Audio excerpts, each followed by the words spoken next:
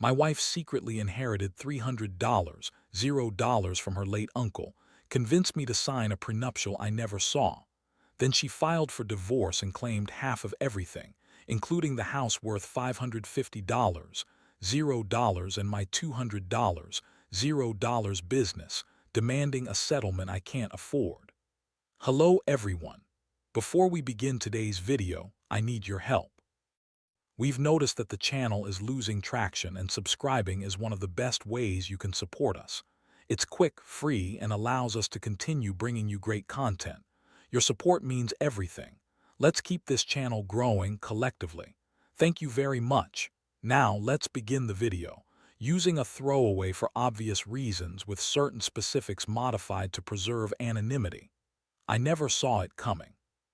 Honestly, if someone told me a year ago that I'd end up here, dealing with a cheating wife, a mountain of financial mess, and a betrayal that cut so deep I'd question everything I thought I knew about trust, I'd have laughed. But life has a cruel way of throwing punches when you least expect it. My name's Mike, and I'd been married to Lisa for about 6 years. We met in college, got married pretty young, and for the most part I thought we had a solid, if somewhat typical, relationship. She was beautiful, sharp, ambitious, everything I thought I wanted. We built a life, bought a house in a decent neighborhood, and I started my own business. Things weren't perfect, but I'd always believed in honesty and loyalty. Or so I thought. Things started to shift about a year ago, right after Lisa inherited that money from her late uncle, $300.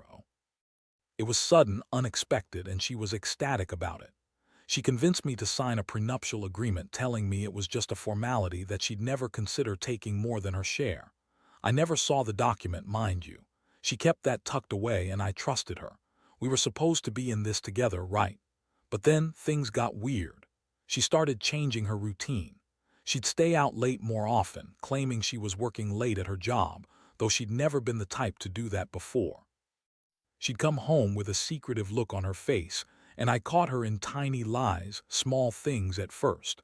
I was at the gym, she'd say, but I'd see her phone lighting up with texts from someone I didn't recognize. She'd quickly hide it or change the subject. I brushed it off, thinking maybe I was overreacting. Maybe I was just paranoid. That was until I found her phone one night when I was cleaning the living room. I saw a message from some guy named Jake. It was suggestive, flirtatious even. My stomach dropped. I thought, nah, it's probably nothing. It's just harmless banter, right?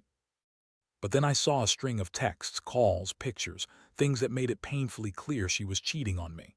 The worst part, she was blatantly lying about it. Said she was just talking to an old friend, that I was overthinking. It hit me like a punch in the gut. The woman I loved, the woman I trusted with everything, was lying to me, sneaking around with some guy. I felt betrayed, humiliated, and honestly furious. How could she do this? After everything we built, after all those promises. I was ready to confront her, but I needed to gather my thoughts first. I couldn't believe what I'd just uncovered. The woman I thought I knew was hiding a whole different life behind my back. I started noticing more signs. She'd leave her phone around, but it was always password protected now, something she never cared about before. She'd get defensive if I asked about her whereabouts. Her attitude toward me changed. She was bitchy, dismissive, even mean. And she kept spinning these stories about her work, her friends, her busy schedule. But I knew better. I had the evidence, and I was starting to see how deep this rabbit hole went. And then came the worst part, her sudden, cold attitude when I brought up the issue. She told me I was overreacting, that I was paranoid, that I didn't trust her. She even accused me of snooping, which I did because I needed to see the truth. I knew she was lying, but she played the victim, acting like I was the one causing trouble. It was infuriating. I felt like I was losing my mind, like the woman I loved was slipping away from me, replaced by this manipulative stranger. That's when I realized something had to change. I couldn't keep pretending everything was fine. I had to decide whether I was going to fight for my marriage or walk away from the wreckage. But one thing was clear. Her betrayal wasn't just about the affair.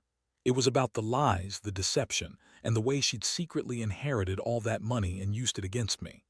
I felt like I was fighting a losing battle, but deep down, I knew I had to confront her head-on before this all spiraled even further.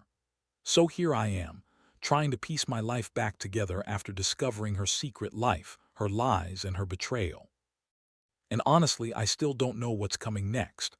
The confrontation came sooner than I expected, and it was nothing like I'd imagined it would be. I had been holding on to my anger, my hurt, and a sense of betrayal that burned inside me like a wildfire. I knew I couldn't keep this bottled up. One night I decided enough was enough. I sat her down in the living room, the air thick with tension, and told her I knew everything. About Jake, the texts, the late nights, the lies. Her reaction was instant. She scoffed, rolled her eyes, and looked at me like I was some kind of idiot. "You're overreacting, Mike," she said with that bitchy smirk. "You always jump to conclusions. Maybe you're just insecure or jealous. Honestly, I don't know what you want from me." Her tone was dismissive, like I was bothering her with my accusations. That pissed me off even more. I pressed her. I asked her how long she'd been seeing Jake, how many times she'd met him behind my back. For the first time, her mask cracked. She snapped at me. "It's none of your business. I don't owe you an explanation. I've been stressed with everything, your business, the house, all the pressure. And Jake, just someone I talked to, that's it." She lied through her teeth. I could see it in her eyes. The way she looked away, the slight tremor in her voice, it all betrayed her. I couldn't take it anymore. I told her I had proof. I showed her the texts, the pictures, the call logs. Her face went pale for a second, then she snapped back with more lies. "That's all just innocent. You're making a big deal out of nothing," she said, trying to brush it off. But I knew better. I saw her panic, her desperation to deny everything. It was like she was trying to erase her own guilt, but I wasn't buying it. The worst part was watching her try to manipulate me, to turn the tables.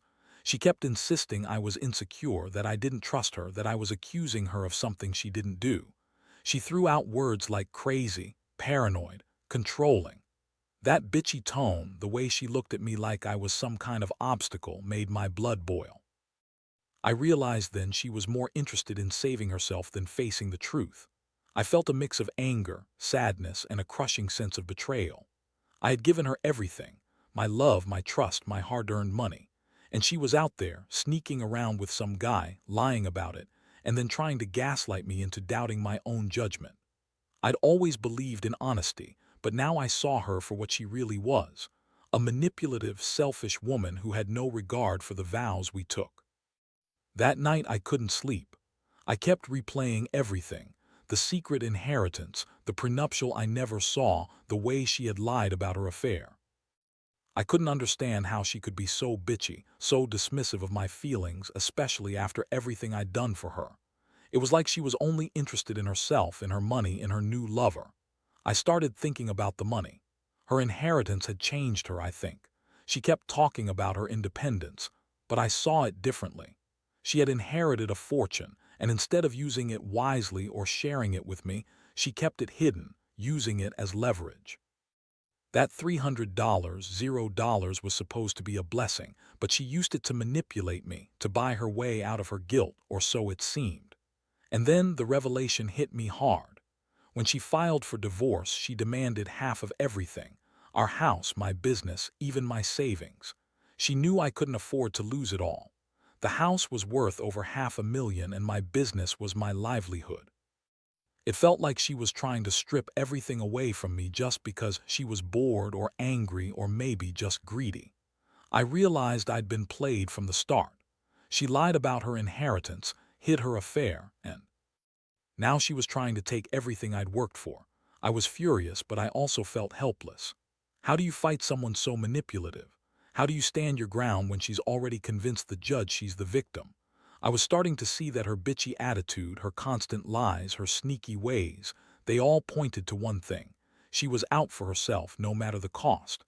That's when I started formulating a plan. I knew I had to do something, but I had no idea what. I needed proof, I needed leverage, and most of all, I needed to protect what was mine. I couldn't let her walk away with my house, my business, or my savings without a fight. But I also knew I had to be careful, because this was more than just a fight over money. It was about my dignity, my trust, and my future, and I wasn't going to let her take that without a fight. After that night, I couldn't sleep. My mind kept racing with all the ways she might try to screw me over. I knew Lisa. She was manipulative, always bitchy when she didn't get her way, and she had a knack for twisting facts to her advantage. If she was willing to cheat on me behind my back, I had no doubt she'd do everything possible to come out on top during the divorce. That's when I realized I needed to get ahead of her, gather more concrete evidence, and protect what was mine. First thing I did was hire a private investigator. I figured if she was sneaking around, I'd better have proof beyond her word.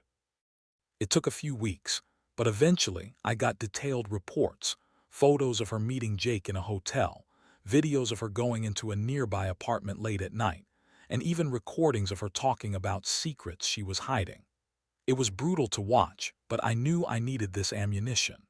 The more I uncovered, the clearer it became that she was planning to use her affair as leverage in the divorce, probably to demand even more money or to try to keep the house. Meanwhile, I started digging into her financials. I knew about the inheritance, but I wanted to see if she'd done anything with it, investments, accounts, anything that could give me an edge. I found out she had opened a secret account shortly after inheriting that $300. She kept transferring money into it, probably trying to hide assets. I also learned she had bought a luxury car, a new wardrobe, and some jewelry, all with her inheritance. She was spending it fast and all the while acting like she was saving for the future. Yeah, right. I also paid close attention to her social media. She was posting pictures of herself at fancy restaurants with her friends, even with Jake in some of the shots. She was trying to make it look like she was living her best life, even as she was sneaking around behind my back. I knew she was trying to create a narrative that I was the bad guy, that I was paranoid, that she was innocent. That bitchy attitude was still there, but I saw through it. One day, I decided I had enough of her lies. I confronted her directly. I told her I knew about her affair, about the secret account, about her spending spree. I told her I had proof, photos, videos, bank statements. Her reaction was priceless. She went from bitchy to defensive in seconds. She started crying, saying she was sorry, that she didn't mean for it to happen, that she was just stressed and overwhelmed. She begged me to forgive her, to work things out, but I wasn't buying it anymore. That was the turning point. I realized she was trying to manipulate me into feeling guilty, into giving her what she wanted. She kept insisting she loved me, that everything would change if I just forgave her. But I saw her for what she really was, a selfish, manipulative woman who was willing to do anything to get her way. I knew I had to be smart. I couldn't let her use her charm or her tears to get what she wanted. I spent the next few weeks preparing my case. I contacted a lawyer, one I trusted, who specialized in divorce and asset protection. I explained everything I had uncovered, from her affair to her hidden accounts. I wanted to make sure I was protected, that I wouldn't lose everything she was trying to take. My lawyer told me I had a strong case, especially with the evidence I had gathered. But he also warned me that Lisa was cunning and would probably try to spin it all in her favor. Meanwhile, Lisa kept pushing her narrative. She told friends she was unhappy in the marriage, that I was controlling and jealous. She even tried to turn our mutual friends against me, spreading lies about how I was paranoid or abusive. It was infuriating. I knew she was trying to paint herself as the victim, but I refused to let her manipulate everyone around me. One afternoon, I found out she had scheduled a meeting with her lawyer. I knew she was planning to file for divorce soon, maybe to try to get everything settled before I could respond. That's when I decided I had to act fast. I drafted a detailed timeline of her lies, her affair, her hidden assets, and her manipulations. I wanted my lawyer to have everything so I could be ready for the fight ahead. It was clear she was planning to take advantage of the situation. She was bitchy, entitled, and manipulative, trying to spin her betrayal into some kind of victim story. But I refused to be played. I was determined to protect what was mine, my house, my business, and my dignity. I knew the road ahead wouldn't be easy, but I also knew I couldn't let her get away with it. Not after all the lies, the cheating, and the betrayal she had thrown at me. I had to stand my ground, no matter what it took. The day she filed for divorce hit me like a freight train. I saw the papers come in the mail, and I felt a cold wave of disbelief wash over me. She was demanding half of everything: our house, my business, even my savings. I knew this was her move to squeeze me dry, to punish me for catching her in her lies. But I wasn't going down without a fight. I met with my lawyer that same afternoon. I laid out everything: her infidelity, her secret accounts, her spending spree with the inheritance, and her sudden push for divorce. My lawyer, Mark, was a straight shooter. He looked over the evidence I had collected and nodded grimly. "Mike, she's trying to take everything and she's playing dirty. We need to prepare for a war. But you've got solid grounds to contest her claims, especially with the proof of her affair and hidden assets." Mark advised me to file a countersuit, to claim not just my rights but also to expose her financial deception. I agreed. I wanted her to know I wasn't going to roll over. I knew she was bitchy, manipulative, and had a history of twisting facts to her advantage. I had to be smarter, more strategic.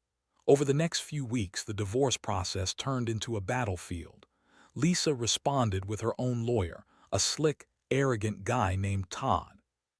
He was the kind of lawyer who loved to throw around legal jargon and make it seem like he was in control. But I knew better. I had the evidence and I had Mark.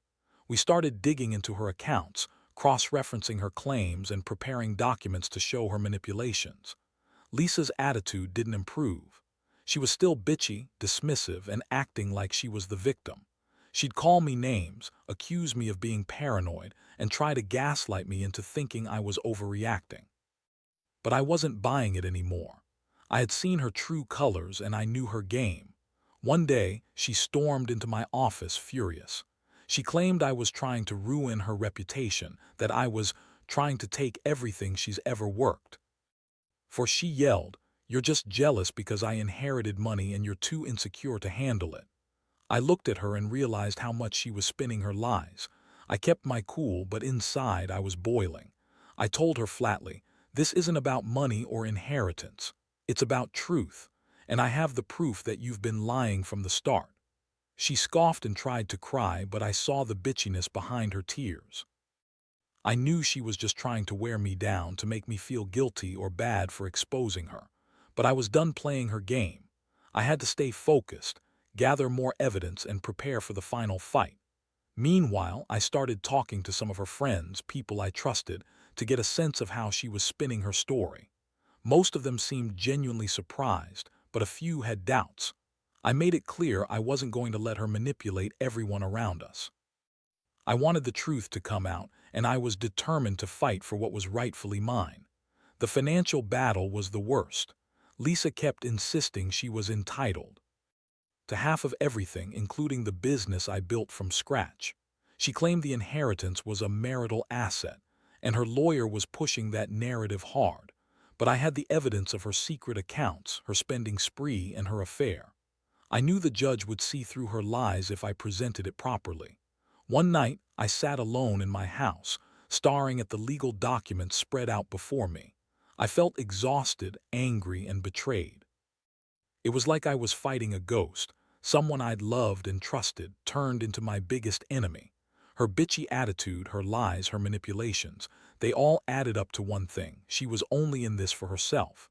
But I also felt a strange sense of relief. This wasn't the life I wanted. I didn't want to live with someone who lied, cheated, and used me like a pawn. I knew I had to end this, no matter how ugly it got. I was ready to fight to protect what I'd built, to make sure she didn't walk away with everything, and to finally put an end to her manipulations. That night, I made a decision. I'd fight her in court. I'd expose her lies, and I'd do everything I could to keep my house, my business, and my dignity intact. Because if I didn't, I knew she'd just keep taking, lying, and bitching her way through the rest of her life. And I wasn't going to let her ruin me. Not without a fight. The court dates kept coming, and with each one, I felt more like I was walking into a war zone. Lisa was relentless. Her lawyer, Todd, was good at spinning stories, and she was doing her best to paint me as some jealous, paranoid husband. But I had the evidence, and I was determined to use it all. Every text, every bank statement, every secret account, those were my weapons now. One of the most shocking moments came when Lisa's own lawyer tried to claim that her inheritance was a marital asset, arguing that because she inherited the money during our marriage, it should be split 50-50. I knew she was bluffing, but it was frustrating to see her pushing that narrative so hard. I had prepared a detailed financial report, showing her transfers into secret accounts, her purchases with the inheritance, and her affair with Jake. I handed it over to my lawyer, and we used it to challenge her claims. Meanwhile, Lisa's attitude became even more bitchy. She started calling me names in court, accusing me of trying to control her, of being insecure, of not trusting her. She threw out accusations about my business practices, trying to paint me as someone untrustworthy. I just kept my head down, letting my lawyer handle the legal part. But inside, I was seething. How dare she turn everything around on me? How dare she betray me, lie to my face, and then try to manipulate everyone into thinking she was the victim? One particular day, her lawyer tried to get me to admit I'd snooped through her phone and emails. I didn't deny it. I told the court I did what I had to do to find out the truth. I explained how she lied about her whereabouts, how she hid her affair, and how her financial deception hurt me. I saw her sneer at me, trying to intimidate me, but I knew I had the truth on my side. The emotional toll was immense.